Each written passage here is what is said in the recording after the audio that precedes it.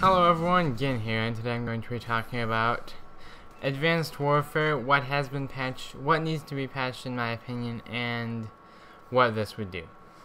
Alright, so let's jump right into it. With the launch of the Havoc DLC, Advanced Warfare was updated, including some weapon balancing, and it wasn't a huge update. It's not the only update, though that's been confirmed by Medical Condry already, and a lot of people still use the Bal-27 and ASM1 because they're really, in my opinion, overpowered guns. I don't know about necessarily super overpowered, but they're very powerful. And this is what was updated with the Havoc DLC pack. With the HBRA-3, the max damage range was increased. With the AE-4, recoil was reduced, and the number of shots before overheating were decreased. With the EPM-3, the recoil was reduced, and that had already been buffed with a 3-shot kill at most ranges earlier. And with the TAC-19, the max damage range was increased, and reduced spread when using Gung-Ho was added. And I think some guns still need a buff, and some someone need a nerf. Bal-27. And this is what I think. So let's start with the assault rifles. With the Bal-27, it should have higher recoil and either a slower fire rate or less damage. And I think the HBRA-3 should have a bit less recoil and fire slightly faster. Especially the lead launcher variant, which you get from reaching weapon level 10 with an HBRA-3 and Exo Survival. And it's crap, the variant. And for the RX-160, I think you should have a longer 3-shot kill range. If that means fire rate should be sacrificed, okay. And I think with the MK14, a damage buff. At close range, it should be 1 headshot to kill. At longer range is 2 headshots, and it should be 2 to 3 body shots to kill. Also, I think a sniper scope attachment would be nice, although that's never going to happen realistically. And with the let's move on to the KF5. And the other SMGs. With the KF5, I think you should have lower recoil. But I don't know about that because it's already probably the second most used submachine gun. But anyway, the MP11 I think should have a damage buff a little bit. I like where it's at, really. With the ASM1, I think you should be nerfed with a bit higher recoil and lower damage or lower range, or possibly lower fire rate. And the SN6, another very competitive submachine gun. I think decreasing horizontal recoil is a must, because the horizontal recoil on that is really bad compared to any other gun in the game.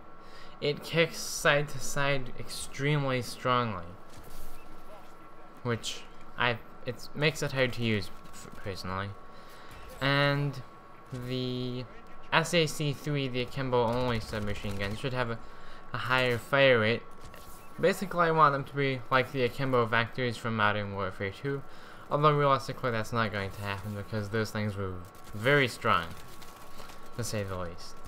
And I think the AMR-9 should have a better 5-shot kill range, and it should probably fire faster. That won't make anyone use it, but it should still fire faster, I think. And for the TAC-19, I think it should have an even longer range, making it more like the Remington 870 from Black Ops 2, or even the Modern Warfare 2 SPAS-12. That might be a bit drastic, but considering that shotguns are not very popular at all currently, that would help. And for the S12, I think damage should be slightly increased, and extended mag should give considerably more ammo. And onto the heavy weapons, the EPM-3 should have lower muzzle flash. All of this would contribute to less people using only the ASM1 and Bal-27.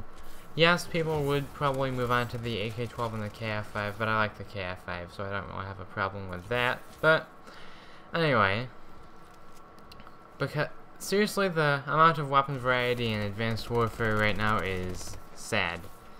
I mean, Modern Warfare 3, if you look at it, has more weapon variety. There were 3 weapons people mainly 3 or 4.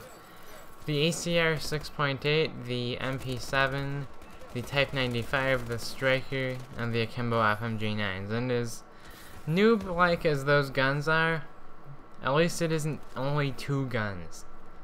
That was pretty obnoxious. Also, the other shotguns could compete. I mean, just look at the pump actions. The SPAS 12 and the KSG. I mean, they weren't the best shotguns ever, but they were certainly usable. Unlike, the TAC 19 is hardly usable nowadays. I mean, even after the buff, it is still a very weak shotgun and inferior to the Bulldog in pretty much every way, which is sad. And yeah, if you look at things like the AA-12, full auto shotguns have never been that good, but they've never been this weak either, I think. Also, I'd like to point this out. The EPM3 and the MK14 are some of the worst weapons in the game because, well, they have high recoil, they're semi-auto, and they don't do enough damage. So, increasing the damage, lowering the recoil would make them usable.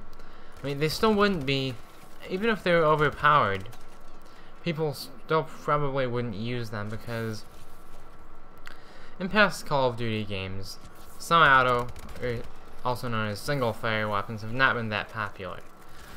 Look at the FAL, the M14, the MK14 from multiple games.